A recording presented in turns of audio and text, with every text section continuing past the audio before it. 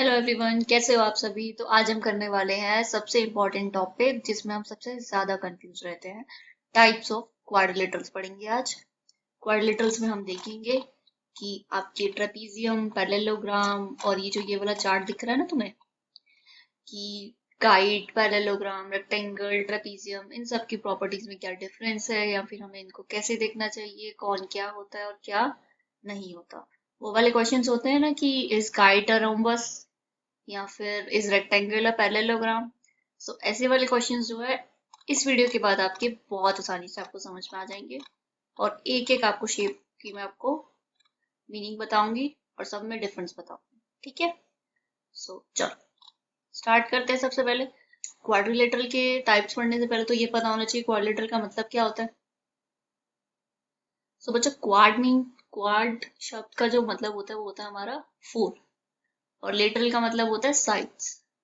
तो four sides वाली कोई भी फिगर हमारी क्या होती है, क्वाड्रिलेटरल होती है। कुछ भी बना लो आप ऐसे से करके, स्ट्रेट लाइन से फोर साइड का, वो आपका क्या बन जाएगा, क्वाड्रिलेटरल बन जाएगा। ये हो गया, या फिर आप ये बना लो, कुछ भी स्क्वायर बना लो, सब के सब आपके क्या कहलाएंगे, क्वाड्रिलेटरल कहलाएंगे। अब नेक्स्ट चलते हैं, चलो। सबसे पहला जो टाइप ऑफ क्वाड्रिलेटरल हमारे पास होता है वो होता है ट्रेपीजियम। ट्रेपीजियम की बच्चों एक कंडीशन होती है कि इसमें एटलीस्ट वन पेयर ऑफ जो साइड्स होता है आपका वो पैरेलल होना चाहिए, कि एक ही साइड पैरेलल, एक ही पेयर मांगता है पैरेलल। जैसे ये वाला एक देखो आइडल ट्रेपीजियम है हमारे पास, हमें लगभग ऐसा ही दिखता है हर जगह। ये इसके पैरेलल है और ये दोनों देखो पैरेलल नहीं, नॉन पैरेलल साइड्स है। इस वाले ट्रेपीजियम में ये इसके पैरेलल है और ये दोनों नॉन पैरेलल साइड्स हैं। इसमें ये दोनों पैरेलल है और ये दोनों भी पैरेलल है। इसमें दो पेयर है पैरेलल साइड्स के, बट ये भी आपका ट्रेपीजियम कहलाएगा क्योंकि इसमें एटलीस्ट वन बोला है ना। इसमें से टू टू है तो कंडीशन तो फॉलो हो रही है। इसमें भी देखो ये भी पैरेलल है और ये भी पैरेलल है, बट ये भी ट्रेपीजियम कहलाएगा, ट्रेपीजियम के अंदर ही आएगा। इधर भी देखो ये सब पैरेलल है आपस में, और ये वाला ट्रेपीजियम जो होता है हमारा मेन, हर जगह देखने को मिलता है, ये दोनों पैरेलल और ये दोनों नॉन पैरेलल। सो ट्रेपीजियम में बच्चों जो पैरेलल साइड्स होती है उनको बोलते हैं बेसिस, और नॉन पैरेलल साइड्स को बोला जाता है आपका लेग्स। ट्रेपीजियम के अंदर ही हमारा एक और ट्रेपीजियम आता है जिसमें ये वाला देखो, इसमें ये दोनों साइड्स तो पैरेलल होंगी, और जो ये वाली साइड्स होंगी ना बच्चा आपकी, ये लेंथ में इक्वल होती है हमारी। मतलब अगर ये 5 सेंटीमीटर होगी तो ये भी 5 सेंटीमीटर होगी, और एक साइड इसमें पैरेलल का होगा। बस इसे बोलते हैं आइसोसेलेस ट्रेपीजियम।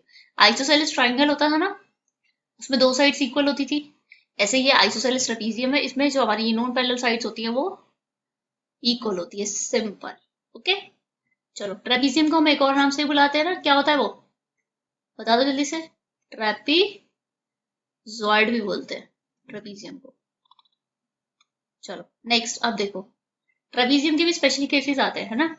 जैसे ट्रेपीजियम तो कहता है कि एक पेयर ऑफ पैरेलल साइड हो, बट कुछ हमारी फिगर्स ऐसी भी होती है जिसमें बोथ साइड्स पैरेलल होती हैं, बोथ पेयर जो होते हैं वो पैरेलल होते हैं। जैसे ये वाली फिगर्स देखो, ये इसके पैरेलल है, ये इसके पैरेलल है, दो पेयर है।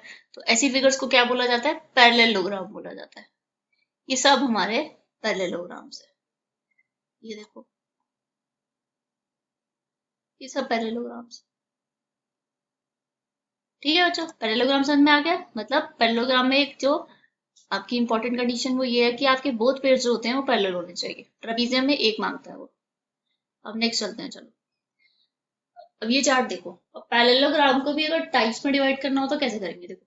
सबसे पहले ये हमारा जनरल पैरेललोग्राम है, इसमें अपोजिट साइड्स इक्वल होती हैं, पैरेलल होती हैं। ठीक है, two pairs of parallel sides होते हैं। बट अगर मैं ये वाला जो एंगल है इसका, इसको अगर मैं 90 डिग्री कर दूं तो सारे एंगल्स 90 डिग्री हो जाएंगे। तो सारे एंगल्स हमारे राइट एंगल हो जाएंगे और ये बन जाएगा हमारे पास रेक्टेंगल। और दूसरी साइड अगर मैं इसकी सारी साइड्स को इक्वल कर दूं तो, उधर मैंने एंगल चेंज किया था, इधर मैंने साइड्स को इक्वल कर दिया, लेंथ में इक्वल कर दिया, ये इसके इक्वल ये इसके इक्वल, सबकी मेजरमेंट इक्वल। तो ये बन जाएगा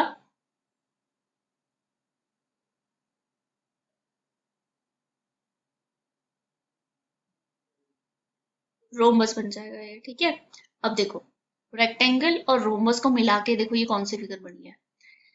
रोमबस से मैंने इसके फीचर ले लिया कि सारी साइड्स इक्वल, और रेक्टेंगल से एक फीचर ले लिया 90 डिग्री का एंगल वाला, सारे एंगल्स 90 डिग्री, तो ये मेरा बन गया स्क्वायर। सो पैरेललोग्राम के अंदर ही हमारे पास रेक्टेंगल आ रहा है, इसके अंदर ही हमारे पास रोम्बस आ रहा है, और इन दोनों को मिला के मैंने क्या एक फिगर बना दी, स्क्वायर की बना दी। ठीक है बच्चों, ये पैरेललोग्राम्स के टाइप थे। आई होप समझ में आए होंगे ये अच्छे से। ठीक है, अब नेक्स्ट चलते हैं। चलो, अभी लास्ट में जब बड़े वाला चार्ट देखेंगे ना, उससे बहुत क्लैरिटी मिलेगी आपको।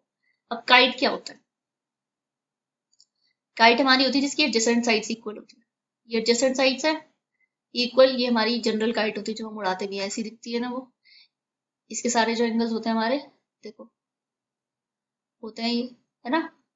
और देखो, जो ये कॉनकेव काइट होगी, ये कॉन्वेक्स काइट है। कॉनकेव काइट में क्या होगा कि एक एंगल देखो आपका वो होगा, ऑप्टिक्स होगा, मतलब एक एंगल आपका होगा, सॉरी, रिफ्लेक्स होगा। ठीक है बच्चों, चलो अब नेक्स्ट देखो, ये वाली ये काइट बनी हुई है, ये भी देखो, ये भी काइट कहलाएगा, ये रोम्बस है ना। ये रोम्बस क्यों काइट कहलाएगा बताओ? क्योंकि इसकी भी एडजेसेंट साइड्स इक्वल है। स्क्वायर भी आपका एक काइट है क्योंकि इसकी भी एडजेसेंट साइड्स इक्वल होती है। बस जनरली काइट ये होती है जो हम उड़ाते हैं, है ना। बट ये सब भी काइट की कैटेगरी में आते हैं हमारे। अब नेक्स्ट देखो ये मेन है आपका। अब इस चार्ट को ध्यान से देखते हैं।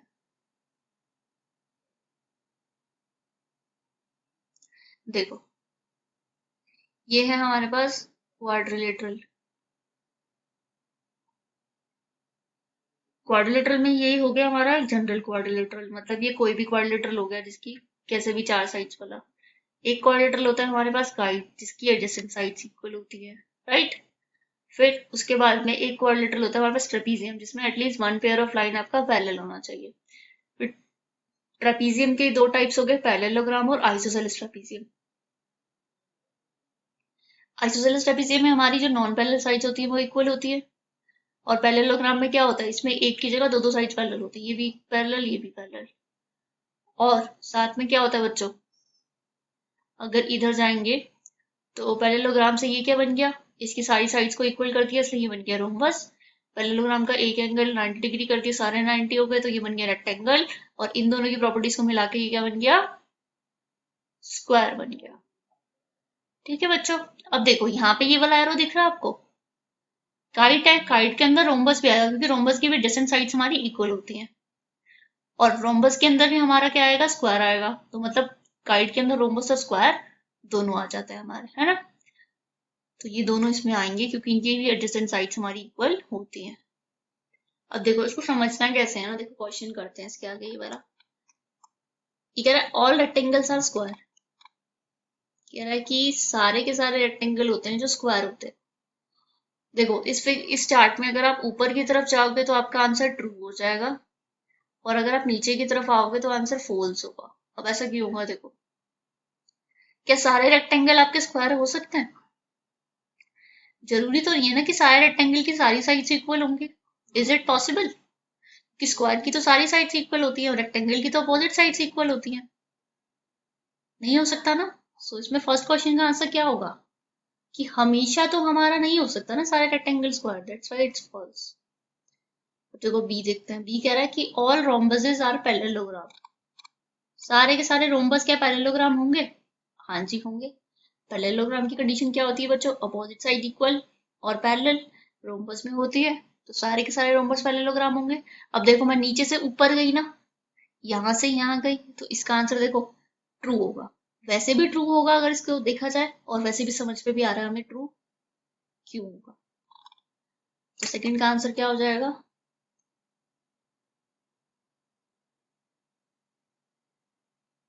सी। वो कह रहा है all squares are rhombuses and also rectangles. Yes, ये तुम्हें पता है, स्क्वायर रेक्टेंगल भी होता है, स्क्वायर रोम्बस भी होता है, क्योंकि इन दोनों से मिलकर ही तो बना हुआ है। ऊपर जा रहा है देखो, इसमें भी स्क्वायर एरो में उल्टा जा रहे हैं, तो फिर ये ट्रू हो जाएगा।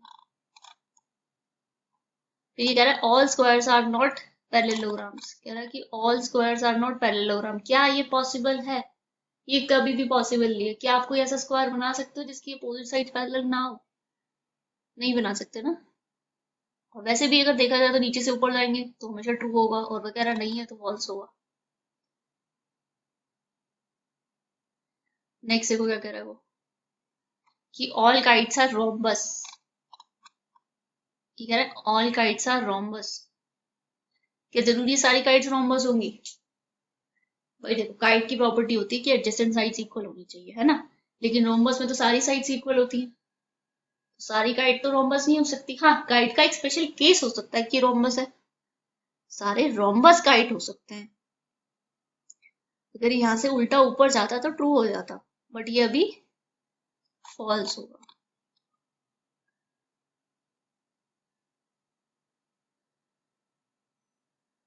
अब देखो एफ में इन्होंने यही पूछ लिया, ऑल रोम्बसेस आर काइट्स। क्या सारे के सारे रोम्बस हमारे काइट होते हैं? देखो, एक तो ये उल्टा जा रहा है इसलिए ट्रू है, नीचे से ऊपर, और दूसरा वैसे भी ट्रू है क्योंकि सारे रोम्बस में क्या होता है, एडजेसेंट साइड्स इक्वल होती हैं। और काइट की प्रॉपर्टी तो यही होती है, एडजेसेंट साइड्स इक्वल। तो सारे रोम्बस हमारे काइट तो है ही। All parallelograms are trapezium. क्या सारे के सारे पैरेललोग्राम ट्रेपीजियम है? एक तो ये नीचे से ऊपर जा रहा है, तो ट्रू तो होगा, और वैसे भी हमें पता है ट्रू होगा क्योंकि ट्रेपीजियम का स्पेशल केस तो पैरेललोग्राम है ना? तो सारे के सारे पैरेललोग्राम ट्रेपीजियम तो होंगे क्योंकि इनमें एक पेयर तो पैरेलल साइड होगा ही। ट्रेपीजियम की एक ही कंडीशन होती है,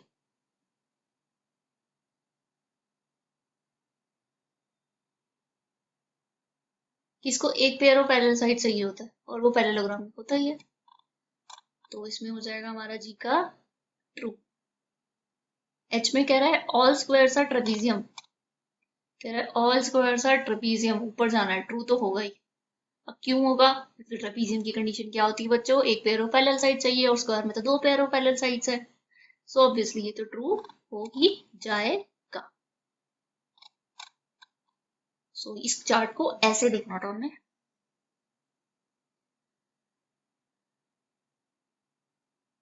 कि देखो, आइसोसेलेस ट्रेपीजियम में ट्रेपीजियम की सारी प्रॉपर्टीज होंगी, पैरेललोग्राम में ट्रेपीजियम की प्रॉपर्टी होगी, ठीक है ना? ऐसे करके देखना होता है। रेक्टेंगल में पैरेललोग्राम की प्रॉपर्टीज होंगी, रोम्बस में पैरेललोग्राम की प्रॉपर्टीज होंगी, स्क्वायर में इन दोनों की प्रॉपर्टीज होंगी, स्क्वायर में पैरेललोग्राम की भी होगी और स्क्वायर में ट्रेपीजियम की भी होगी। आपको एरो फॉलो करते हुए चलना, ठीक है बच्चों?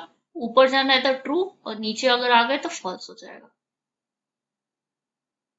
सो आई होप आपको समझ में आया होगा। ये बहुत ही बेसिक सा टॉपिक है, बस इस पे कंफ्यूजन बहुत रहती है बच्चों को कि कौन क्या होता है। So thank you so much for watching the video बच्चों। इस वीडियो का सेकंड पार्ट जरूर देखना, उसके अंदर आपको इन सभी, ये जो आपके हैं क्या कहते हैं, इन सब की जो इंडिविजुअल प्रॉपर्टीज है ना, वो आपको इस वीडियो के पार्ट 2 में मिलेगी। इंडिविजुअल प्रॉपर्टीज से मेरा मतलब है कि इनके डायगोनल्स की क्या प्रॉपर्टीज हैं, इनके एंगल्स की क्या प्रॉपर्टीज हैं, डायगोनल बाइसेक्ट करते हैं या नहीं करते, ठीक है, एंगल्स की क्या प्रॉपर्टीज हैं, तो वो वीडियो को आपको पार्ट 2 देखना पड़ेगा उसके लिए। ये जो आपकी 3.4 है, इसके बाकी क्वेश्चन उस वीडियो से होंगे, ये फर्स्ट क्वेश्चन इससे रिलेटेड था। इस चार्ट को अपनी नोटबुक में बना लेना, ये बहुत इंपॉर्टेंट है। सो चलो, thank you so much for watching the video. Part 2 जाके देख लो बच्चों, प्लेलिस्ट में लिंक है, सॉरी डिस्क्रिप्शन में आपका लिंक है। Tata bye bye.